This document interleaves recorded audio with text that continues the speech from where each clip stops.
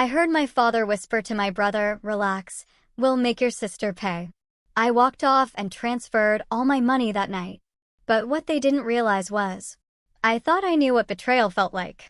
Growing up, being the responsible one, while my brother James got everything handed to him, taught me plenty about unfairness.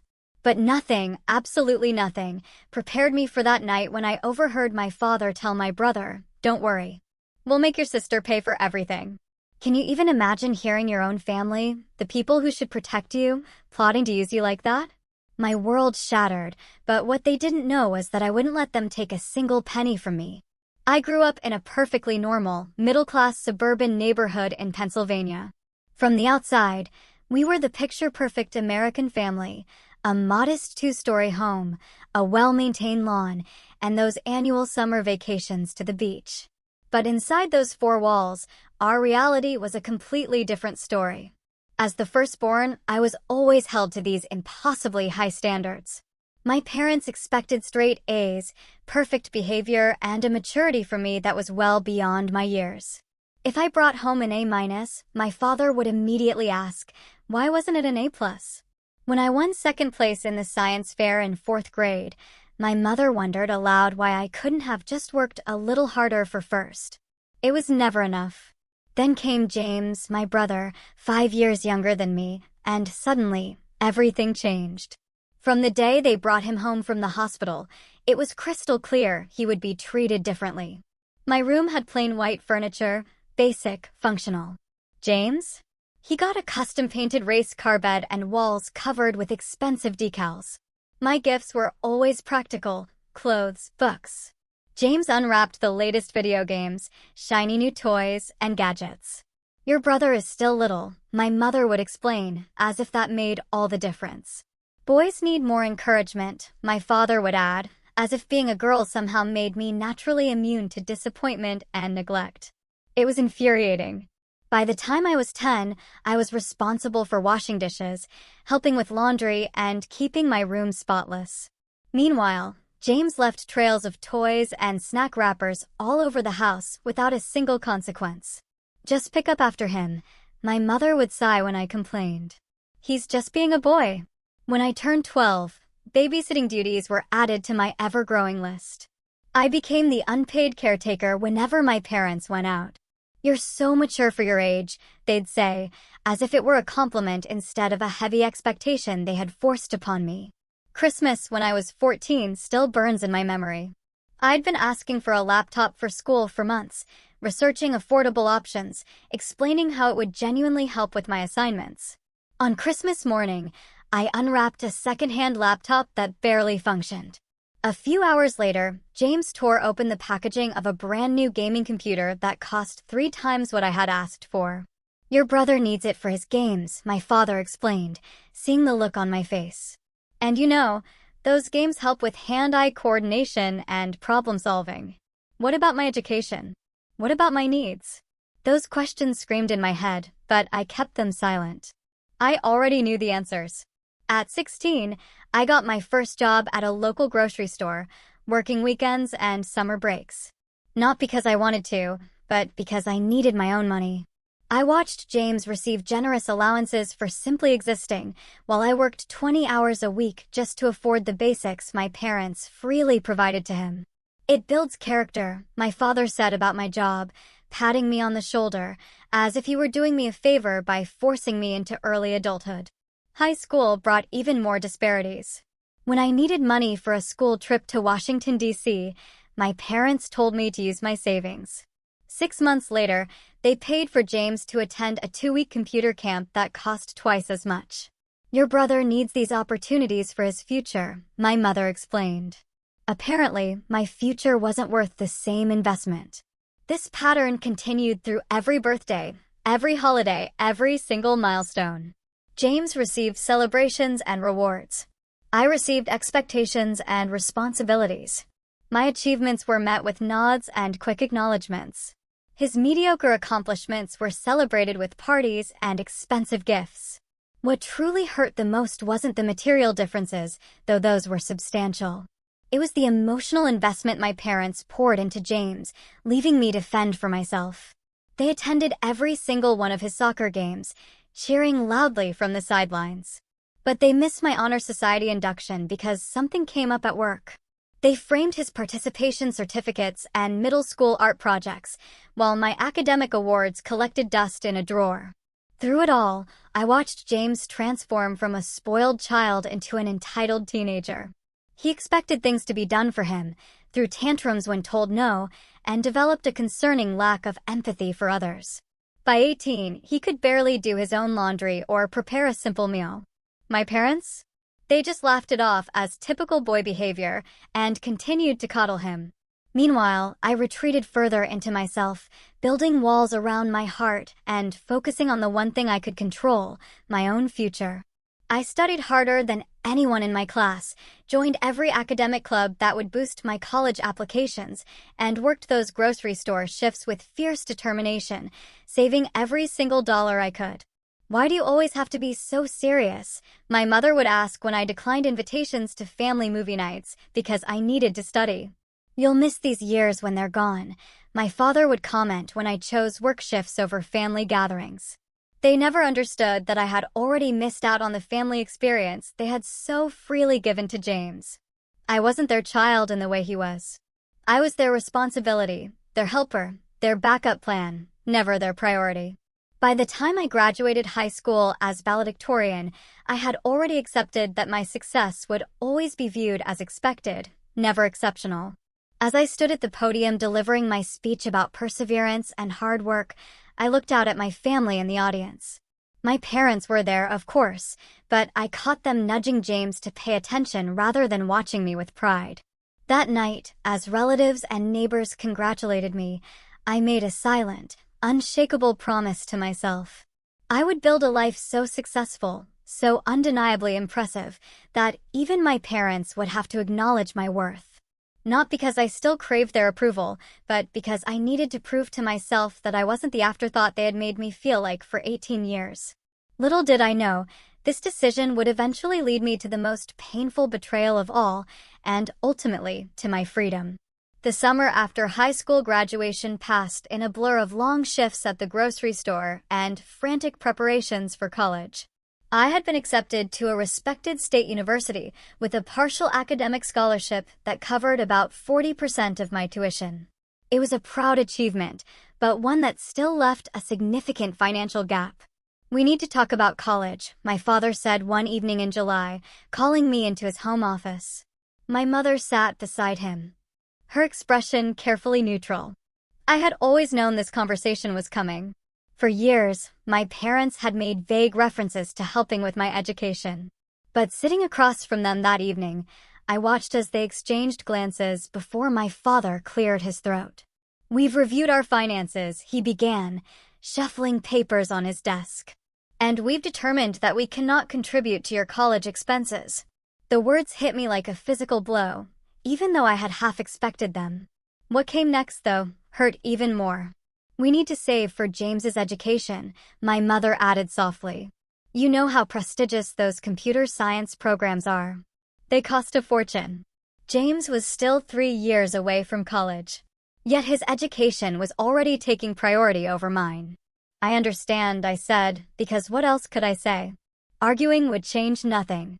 Crying would only give them the satisfaction of seeing me break. Instead, I asked practical questions about financial aid forms and student loans, taking notes as if this were a business meeting rather than another parental betrayal. That night, I revised my budget spreadsheet and applied for every additional scholarship I could find. I also applied to 3 more part-time jobs near campus, knowing I would need to work at least 20 hours weekly to afford books, housing, and the portion of tuition my scholarship didn't cover. By September, I had secured 2 jobs, one at the university library, working 15 hours per week, and another at a coffee shop near campus for weekends. Between classes, work, and studying, I averaged about 5 hours of sleep per night that first semester. My tiny dorm room became my sanctuary, the first space that was truly mine. I decorated it minimally with secondhand finds, focusing on creating a peaceful environment for the little time I actually spent there. My roommate, Alyssa, quickly became a friend, often expressing concern about my punishing schedule. "You can't keep this up for 4 years," she warned me one night when she found me studying at 3 o'clock in the morning after a closing shift at the coffee shop. "Watch me," I replied, not even looking up from my textbook. The exhaustion was very real. There were mornings I could barely drag myself out of bed. Nights I fell asleep with my face pressed against my laptop keyboard. I caught every cold that circulated through the dorms that first winter, my immune system weakened by stress and lack of sleep. But I never missed a class, never turned in an assignment late, never failed an exam. And most importantly, I never asked my parents for a single dollar. They called occasionally, brief conversations that focused mostly on James's latest achievements. He had made the varsity soccer team. He had been selected for an advanced computer science program. He needed a new laptop for school projects. "We just bought him the newest MacBook Pro," my mother shared during one call. "It cost a small fortune, but your father says it's an investment in his future." I thought about my own ancient laptop, held together with duct tape, but said nothing. During my sophomore year, I declared a major in finance, discovering a genuine passion for the subject beyond its practical career prospects. Numbers made sense to me. Algorithms didn't play favorites or change the rules. There was a clarity and fairness in the world of finance that I had never experienced in my family life. I excelled in my classes, earning the respect of professors who began to mentor me and recommend me for internship opportunities. The summer after my junior year, I landed a coveted internship at a financial firm in New York City. The position paid enough for me to afford a tiny sublet and save a small amount, my first taste of the financial independence I craved. That internship changed everything. My performance impressed the senior management enough that they offered me a full-time position upon graduation, with a starting salary that seemed astronomical to someone who had been counting pennies for years. When I called my parents to share the news, their response was predictably underwhelming. "That sounds nice, honey," my mother said. "Oh, before I forget, James got accepted to that computer science summer program at MIT. We're so proud of him." By the time I graduated summa cum laude with my finance degree, I had worked thousands of hours across multiple jobs, taken out the minimum student loans possible, and secured a position that would allow me to repay those loans within 2 years if I lived frugally. At 22, I moved to New York City and began my career in earnest. My tiny studio apartment was a luxury compared to the shared dorm rooms and summer sublets I had grown accustomed to. For the first time, I could buy groceries without checking prices on every item and occasionally treat myself to small indulgences like takeout coffee or a new book. I opened multiple savings accounts, each with specific goals: emergency fund, student loan repayment, future home down payment. Every paycheck was carefully allocated, with the majority going to savings rather than spending. The habits of frugality formed during college were not easily broken. Even as my income grew, my hard work at the financial firm paid off quickly. I volunteered for challenging projects, worked longer hours than required, and consistently exceeded performance metrics. My first promotion came after 18 months, followed by another a year later. Each step up the corporate ladder meant increased responsibility, but also increased compensation and benefits. By 26, I had repaid my student loans in full, built a 6-month emergency fund, and begun investing aggressively for retirement. At 27, I had saved enough for a down payment on a small but well-located one-bedroom condo in Brooklyn. The day I signed those mortgage papers was perhaps the proudest moment of my life. I had a home that was truly mine, purchased with money I had earned through years of sacrifice and determination. Throughout these years, my relationship with my family remained distant but cordial. I called on birthdays and major holidays. I sent appropriate gifts for Christmas and anniversaries. I visited Pennsylvania once or twice a year for brief, often awkward visits, where the conversation revolved around James and his pursuits. James had eventually gone to college, though not the prestigious computer science program my parents had anticipated. After mediocre high school grades, he had settled for the same state university I had attended, though with the full financial support of my parents.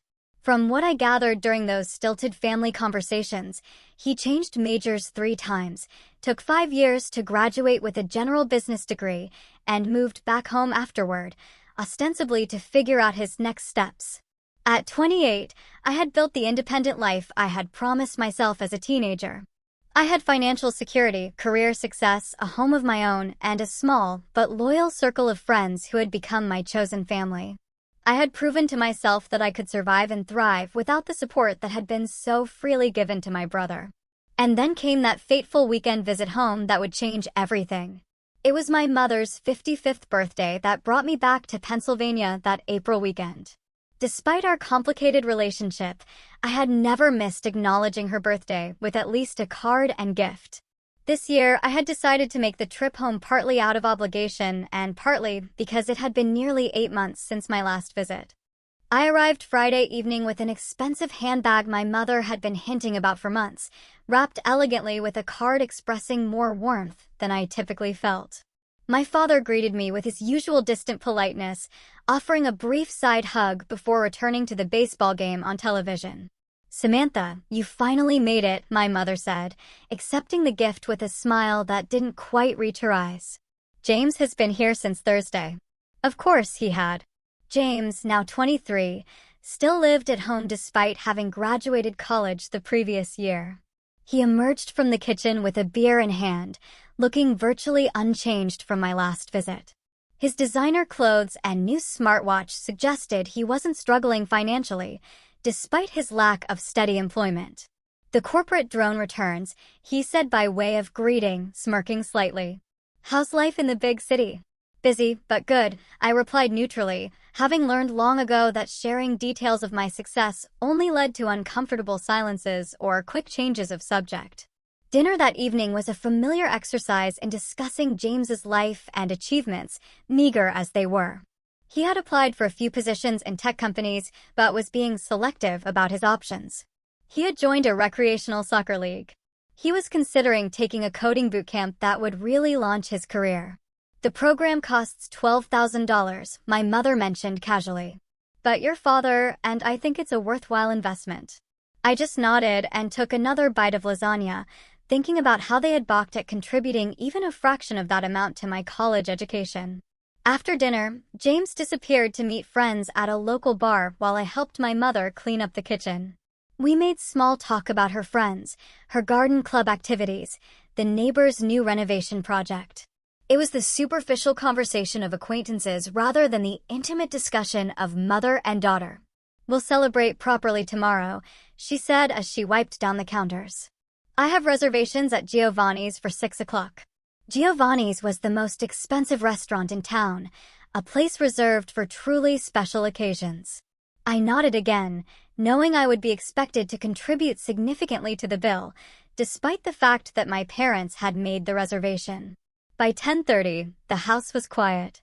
My parents had retired to their bedroom, and I was settled in my childhood room, now converted to a generic guest room with all traces of my adolescence removed. James had not yet returned from his night out. Unable to sleep in the unfamiliar bed, I decided to go downstairs for a glass of water.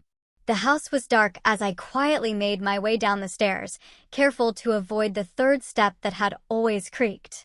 As I approached the kitchen, I heard the front door open and close softly, followed by hushed voices. James had returned, and it seemed my father had gotten up to speak with him. I froze in the hallway, not wanting to interrupt what sounded like a serious conversation. I was about to turn back when I heard my name mentioned.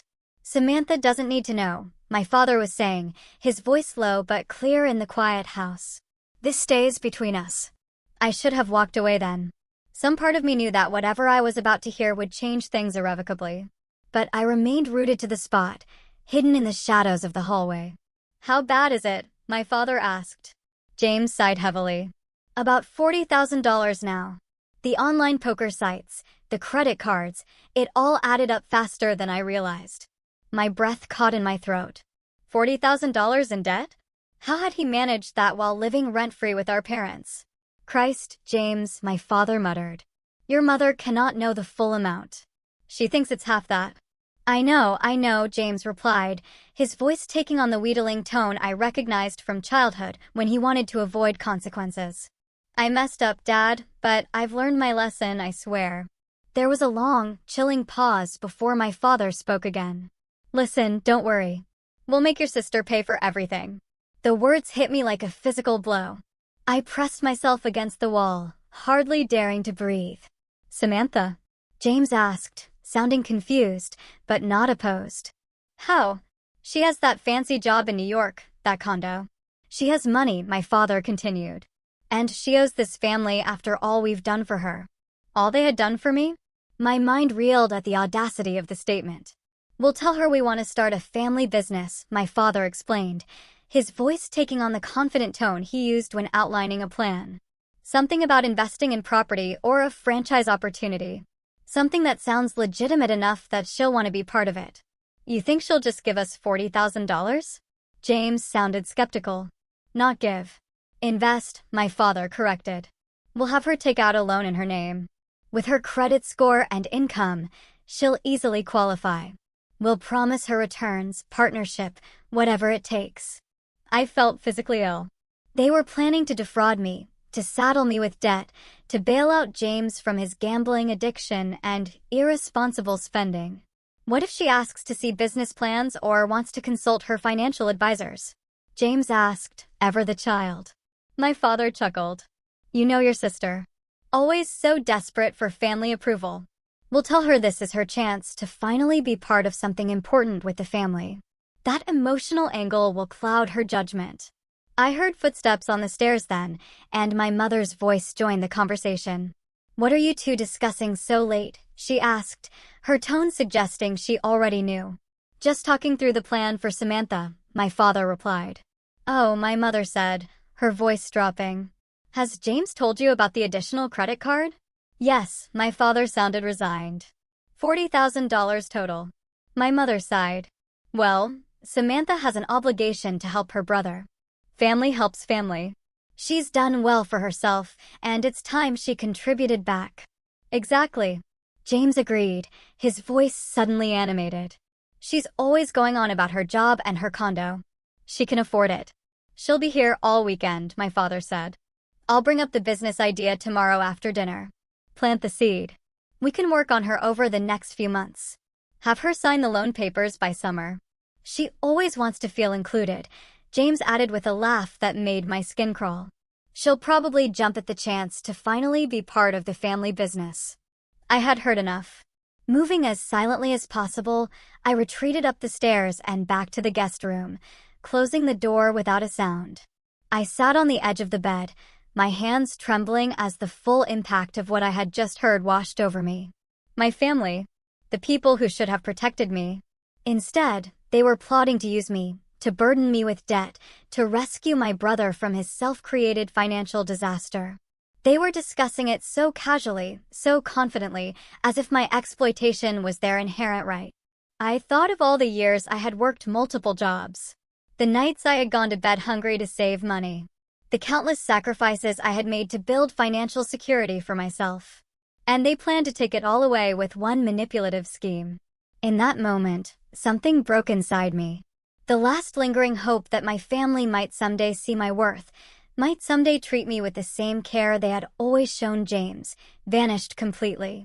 As I sat in the dark room that no longer held any traces of my childhood, I knew with absolute certainty what I needed to do. I didn't sleep that night. How could I, knowing what I now knew? Instead, I sat cross-legged on the guest room bed, my laptop open, and methodically worked through what needed to be done. My mind felt strangely calm, operating with a clarity that comes only in moments of profound crisis. The shock and hurt were there, lurking beneath the surface, but I pushed them aside to focus on protecting myself. First, I reviewed my financial situation. My savings were substantial, but spread across multiple accounts. My investments were doing well, but would incur penalties if liquidated early. My condo had built equity, but accessing it would require refinancing. I needed to ensure everything was secure and inaccessible to my family. Next, I considered the personal aspect. The finality of what I was about to do weighed heavily on me. This wouldn't be a temporary distance or a cooling off period. This would be a fundamental severing of family ties. Was I prepared for that? I thought about my childhood, the countless instances of favoritism, the dismissal of my achievements, the constant expectation that I would fend for myself while James received everything. I thought about college, working myself to exhaustion while my parents funded James's education without question. I thought about all the birthdays and holidays where my gifts were practical afterthoughts, while James received exactly what he wanted. And now, the ultimate betrayal, planning to saddle me with debt to cover his gambling losses and extravagant spending, using my deep-seated desire for family connection against me. Yes, I was prepared to cut ties. I had already been alone in all the ways that mattered for most of my life. I opened my bag and quietly gathered the few belongings I had brought for the weekend. I repacked my toiletries, folded my clothes, and zipped my suitcase without making a sound. I left my mother's birthday gift on the dresser. Despite everything, I wouldn't take back a gift once given. On a hotel notepad I had brought from my last business trip, I wrote a brief note. Had an emergency at work. Had to return to New York immediately. Happy birthday, Mom. No apology, no elaboration. They would assume I had left in the morning, giving me valuable hours before they realized I was gone. Then I settled into wait. I needed the house to be deeply asleep before I made my move. At 2:30 in the morning, I finally heard James return from wherever he had gone after his conversation with our parents. His heavy footsteps passed my door, followed by the sound of his bedroom door closing and locking. By 3 a.m., the house was silent, except for my father's distant snoring. I picked up my suitcase, slipped my feet into my shoes, and eased the guest room door open. The hallway was dark, but I knew this house well enough to navigate without light. I crept down the stairs, carefully avoiding the creaky third step, and made my way to the front door. For a moment, I paused in the entryway, looking back at the darkened house that had never truly been a home to me. This would likely be the last time I stood here. The thought brought no sadness, only a sense of long overdue liberation. I slipped out the front door, closing it gently behind me. My rental car was parked in the driveway, and I thanked my earlier self for choosing to rent a car rather than letting my parents pick me up from the airport as they had offered. The night was cool and clear as I drove away from my childhood home for the final time. I didn't look back in the rearview mirror. I checked into an airport hotel 20 minutes away, choosing a national chain where I could earn points on my credit card. The night clerk barely looked up from his phone as he processed my information and handed me a key card. By 4 o'clock in the morning, I was finally in a clean, anonymous hotel room, ready to execute the next phase of my plan. I opened my laptop and logged into my primary bank account. I transferred most of the balance to a secondary account at a different bank, one my parents did not know existed. I left just enough in the primary account to avoid fees. Next, I called the 24-hour customer service line for my credit cards. I reported that I suspected potential fraud attempts might be made in my name and requested additional security measures. For my main card, I requested a complete freeze on new charges until further notice, claiming I had lost my wallet. This would result in a replacement card being sent to my New York address, making my current card unusable. I emailed my financial advisor requesting an urgent video call the following day to review my entire portfolio and increase security measures on all accounts. I was vague about the reasons, but emphasized the urgency. Then I composed an email to my boss explaining that I needed to take Monday and possibly Tuesday as emergency personal days. I had ample vacation time saved, and my team could handle my projects for a few days. Finally, I searched for an attorney in New York who specialized in financial security and identity protection. I found a highly rated firm that offered weekend consultations and sent a detailed inquiry through their website. By the time I finished, morning light was filtering through the hotel curtains. I was exhausted but still too wired to sleep. I ordered room service breakfast and sat by the window, watching the sunrise as I contemplated the new reality I had created overnight. My phone began buzzing around 9 o'clock. First a text from my mother asking where I had gone, then another, more concerned, then calls first from her, then from my father. I silenced the notifications without reading or listening to their messages. Around 11 o'clock, I checked out of the hotel and headed to the airport. I had changed my flight to the earliest available, paying the change fee without hesitation. As I waited at the gate, I finally allowed myself to process what had happened. The hurt was profound, a physical ache in my chest that made it difficult to breathe. Not because I had lost something I had, but because I had finally accepted I never had it to begin with. My family had never seen me as someone to love and protect, only as a resource to exploit. I boarded my flight to New York with a strange mix of grief and determination. By the time the plane touched down at LaGuardia, I had made peace with my decision. I would protect myself because no one else ever had. As I unlocked the door to my condo that evening, I felt a profound sense of homecoming. This space, purchased with my own hard-earned money, represented everything I had built for myself, despite my family's lack of support. I dropped my suitcase in the entryway and moved through the familiar rooms, touching furniture and belongings that were truly mine. Then I opened all the windows, letting the cool evening air sweep through the space, symbolically clearing out the last vestiges of my family's toxic influence. Tomorrow would bring practical challenges, meetings with financial advisors and attorneys, security measures to implement, a new life to build. But tonight, in the safety of my own home, I allowed myself to feel the full range of emotions I had been suppressing. I cried for the little girl who had never been enough. I cried for the teenager who had worked herself to exhaustion trying to earn love that should have been freely given. I cried for the young woman who had achieved remarkable success only to have her family view it as an opportunity for exploitation. And then, as the tears subsided, I felt something unexpected: relief. The constant effort of seeking approval from people incapable of giving it had been utterly exhausting. Now that I knew the truth beyond any doubt, I could finally stop trying. That night, I slept more soundly than I had in years, my subconscious recognizing before my waking mind that I had finally freed myself from a lifetime of emotional debt. Sunday morning brought 27 missed calls and 43 text messages from my family. I scrolled through them without reading, then deleted the entire conversation thread. I needed clarity and distance to execute my plan, and their words would only cloud my judgment with emotion. My father had also sent 3 emails, the subject lines growing increasingly urgent. Where are you? Family emergency discussion needed, and finally, call home immediately. I deleted those 2. By noon, I had spoken with my financial advisor, who was alarmed by my situation and immediately recommended additional security measures for all my accounts. We set up verbal passwords, removed my parents as emergency contacts, and discussed the possibility of placing a freeze on my credit to prevent unauthorized loans from being taken out in my name. This is unfortunately more common than you might think, she told me. Family financial exploitation accounts for billions in losses each year. You were right to act quickly.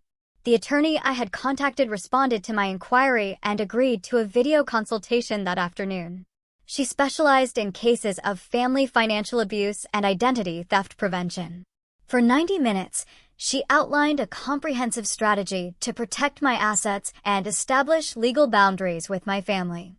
Document everything, she advised. Save any communications where they discuss this business opportunity. Record conversations if legal in your state. The more evidence you have of their intentions, the better protected you will be. She also recommended filing reports with financial institutions and credit bureaus, creating a paper trail that would make it difficult for anyone to open accounts or take loans in my name without extensive verification. By Sunday evening, I had implemented most of her recommendations and felt more secure in my financial position, but I knew the emotional confrontations still lay ahead. Monday morning, I took the personal day I had requested and continued securing my finances. I transferred investment accounts to new institutions, changed all my passwords, and set up 2-factor authentication on everything. I updated my will, removing my family members as beneficiaries and designating charitable organizations instead. At noon, my brother texted, "Mom is really upset. What the hell is wrong with you?" I did not respond. By Monday evening, the calls had escalated to include extended family. My Aunt Linda, my father's sister, left a voicemail expressing concern about my sudden disappearance and asking me to call her back. My cousin Michael sent a text asking if I was okay. I responded briefly to him, saying I was fine but dealing with a personal matter and would explain later. Tuesday morning, I returned to work, throwing myself into projects that required full concentration. My colleagues noticed my subdued mood, but I deflected questions with vague references to family stress. By the end of the day, I felt almost normal, the familiar routine of work providing a welcome distraction. That evening, I decided it was time to address the situation directly. I couldn't run forever, and I needed closure to fully move forward. I texted my parents. I will call at 8 p.m. Please have James there too.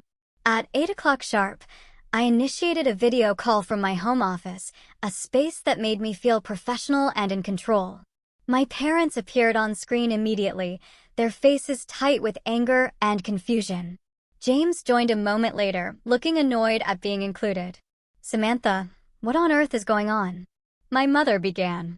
"You left without saying goodbye on my birthday weekend. Do you have any idea how embarrassing that was when our guests arrived Saturday evening?" Of course. Her first concern was social embarrassment, not my well-being.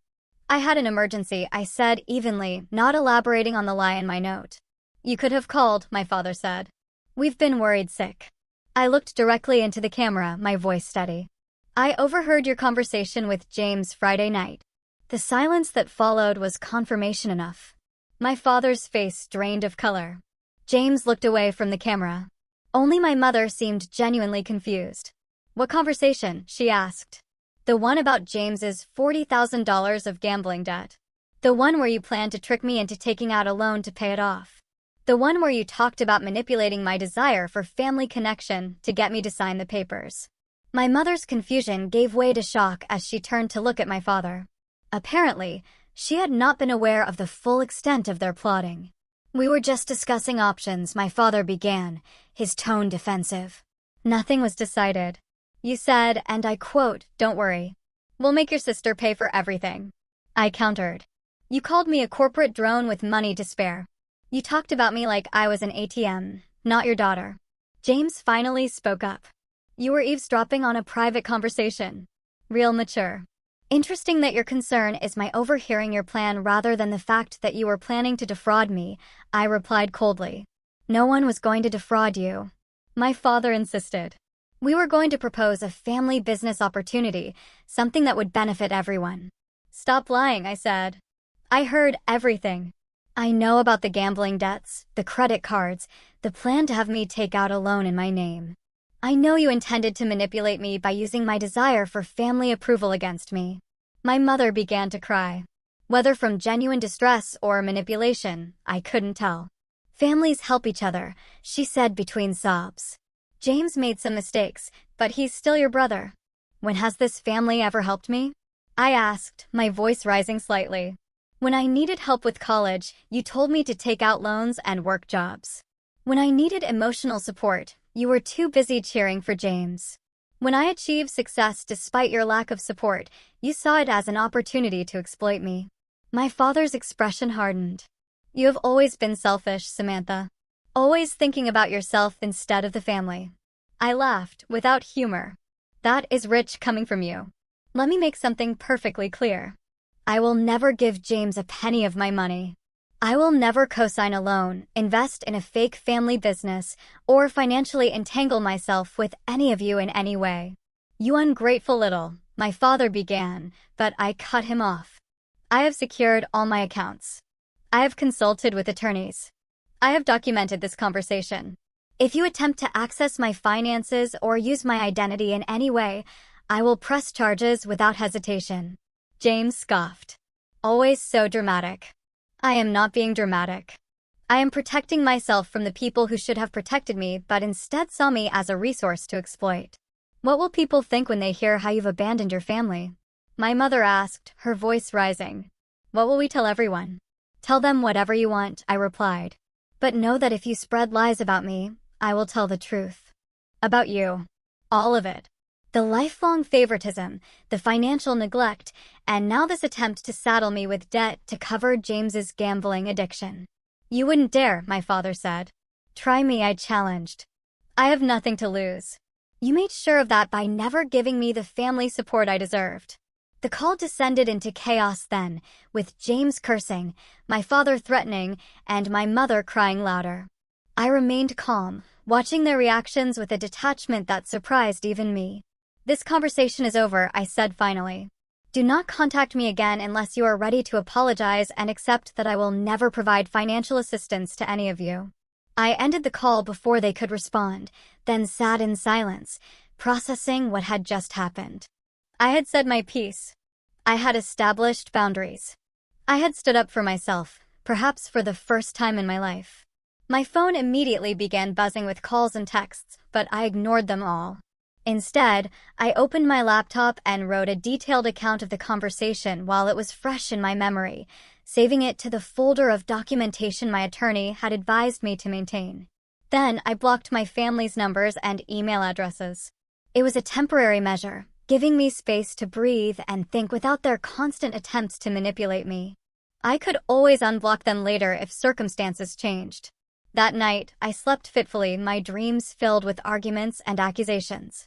But when I woke the next morning, I felt stronger, more centered. The confrontation had been necessary, a lance to drain a festering wound that had been poisoning me for years. I was ready to begin healing. Within days of our confrontation, the fallout began. My father's sister, Aunt Linda, called to tell me how disappointed she was in my selfish behavior. My mother's brother wanted to know why I was abandoning the family during a difficult time. Cousins I had barely spoken to in years suddenly had strong opinions about my character and choices.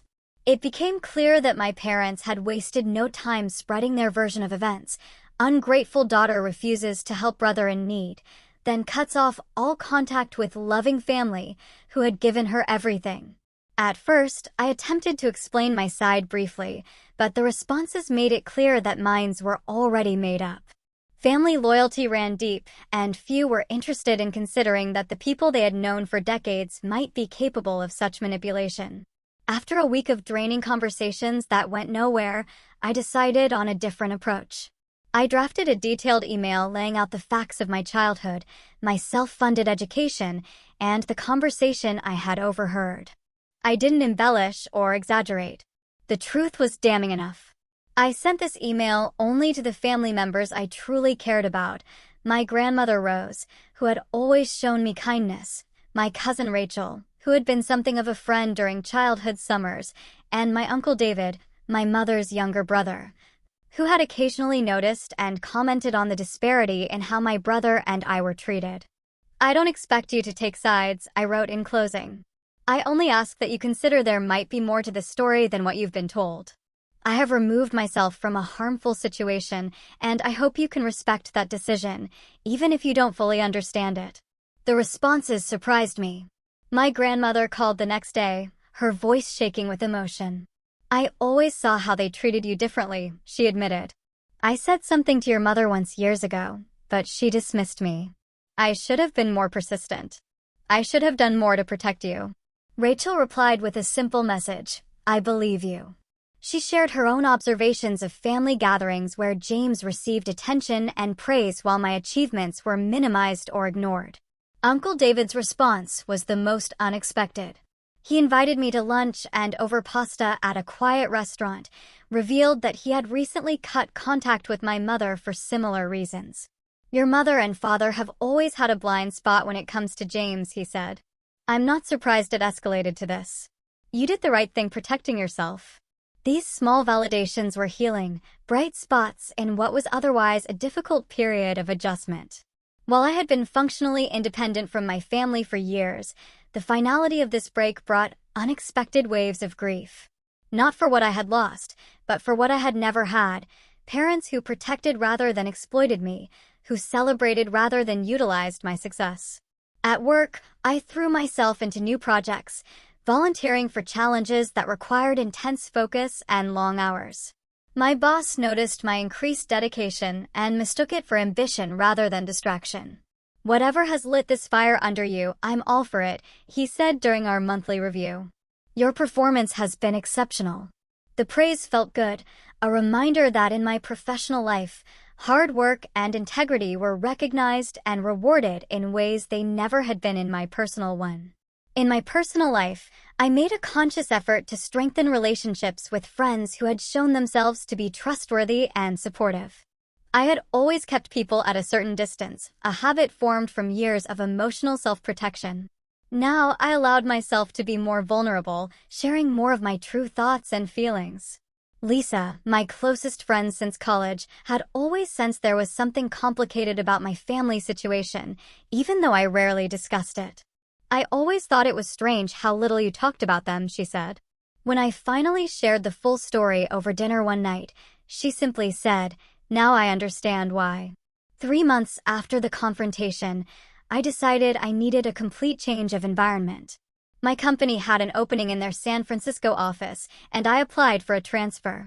The move would mean a lateral shift rather than a promotion, but the opportunity to build a life in a new city thousands of miles from my past was too appealing to ignore. When my transfer was approved, I sold my condo for a modest profit and prepared to relocate to the West Coast. The process of sorting through my belongings, deciding what to keep and what to discard, became a metaphor for the emotional work I was doing. Old mementos from my childhood and family went into a box that I stored rather than displayed. Not discarded completely, but no longer taking up space in my daily life. San Francisco offered a fresh start.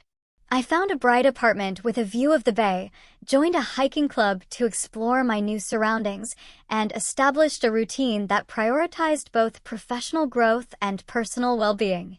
In my new city, I also found an unexpected resource, a support group for adults from dysfunctional families. The first meeting was uncomfortable, sitting in a circle with strangers, admitting aloud that the people who should have loved me most had instead seen me as a resource to exploit. But as others shared their stories, I recognized patterns and feelings that mirrored my own. The relief of being truly understood was profound. Week after week, I returned, gradually opening up more about my experiences and listening as others did the same. Through the group, I met Aiden, whose parents had remortgaged their house in his name without his knowledge, and Taylor, whose mother had systematically turned family members against her when she refused to continue funding her mother's extravagant lifestyle. Their stories were different from mine in details, but similar in essence. Family members who viewed love as transactional, care as conditional. "The hardest part," Taylor said during one session, "is accepting that they will never be the parents you needed them to be. That no matter what you do, how successful you become, how perfectly you behave, they will never see you clearly or love you properly." Her words resonated deeply. I had spent decades trying to earn the love and approval that should have been freely given, believing that if I just worked harder, achieved more, proved my worth more convincingly, my parents would finally see me as they saw James. Accepting that this would never happen was both devastating and liberating. Around the 6-month mark of my new life in San Francisco, I received an email from my cousin Michael. "Thought you should know," he wrote. "James filed for bankruptcy last week. Your parents have been telling everyone they had to cash out their retirement accounts to help him." I felt a complex mix of emotions. Vindication that the financial disaster I had narrowly avoided had indeed come to pass, sadness for my parents who had enabled James to the point of their own financial ruin, and a small, petty satisfaction that justice had been served. But mostly, I felt grateful. Grateful that I had overheard that conversation. Grateful that I had acted quickly to protect myself. Grateful that I had found the courage to break free from the toxic family dynamic that had defined much of my life. 1 year after my move to San Francisco, I was promoted to team leader, managing a small group of financial analysts. My apartment had become a home filled with plants, art I loved, and furniture chosen for comfort rather than status. I had made real friends, people who valued me for who I was rather than what I could provide. On quiet evenings, I sometimes thought about my family and wondered how they were doing, not with longing or regret, but with the detached curiosity one might feel about distant acquaintances.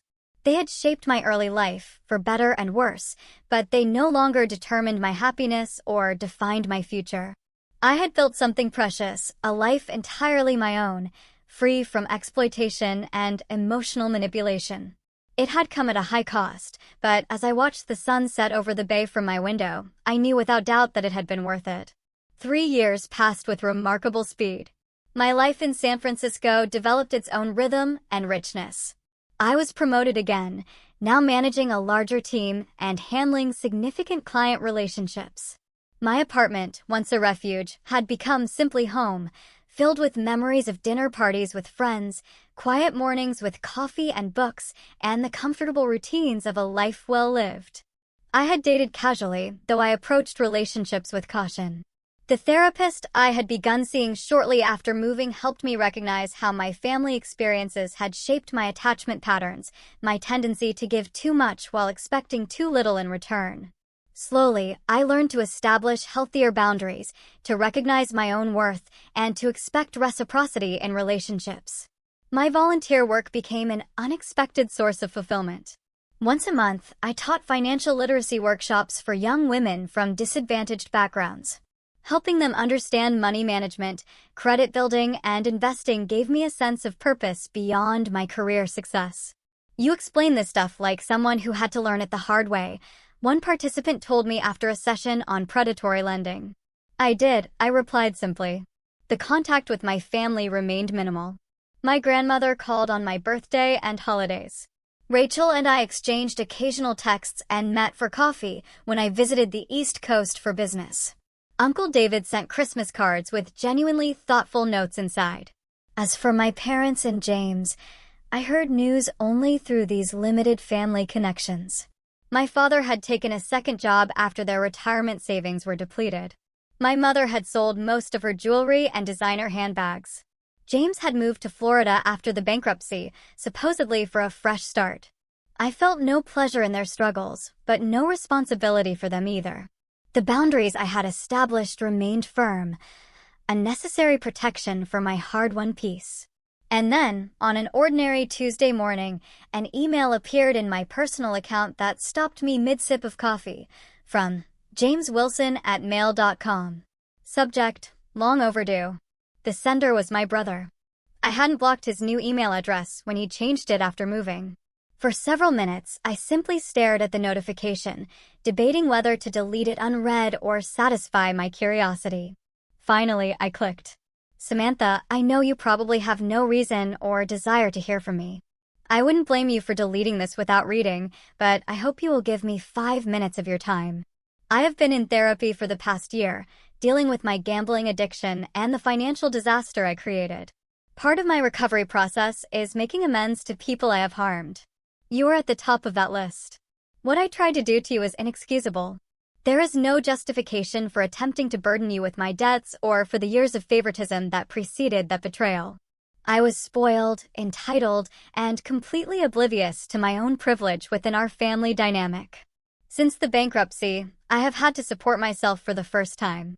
I work 2 jobs now, live in a tiny apartment with roommates, and am slowly rebuilding my credit, one payment at a time. In other words, I am finally living the reality you dealt with your entire life. I do not expect forgiveness. I do not expect a relationship. I simply wanted you to know that I recognize the harm I participated in, and I am genuinely sorry. James." I read the email 3 times, searching for manipulative undertones or hidden agendas. Finding none, I closed my laptop without responding and went to work, turning the message over in my mind throughout the day. That evening, I called my therapist for an emergency session. "What do you want to do?" she asked after I read her the email. "I don't know," I admitted. "Part of me thinks responding in any way reopens a door I closed for good reason." "And the other part?" she asked. I considered the question carefully. "The other part wonders if people can truly change. If the brother who is willing to defraud me could become someone capable of genuine remorse." "Those are both valid perspectives," she said. "There is no right answer here. Only what feels right to you, and you don't have to decide immediately." I took her advice and gave myself time to process. For 2 weeks, I sat with the email, discussing it in therapy and with close friends whose judgment I trusted. In the end, I composed a brief reply. "James, thank you for your email. I appreciate the apology and am glad to hear you are working on yourself. I need time to consider what, if any, relationship I might want to have with you in the future. Please respect that boundary. Samantha. His response came within hours. I completely understand. Take all the time you need. I am grateful you responded at all.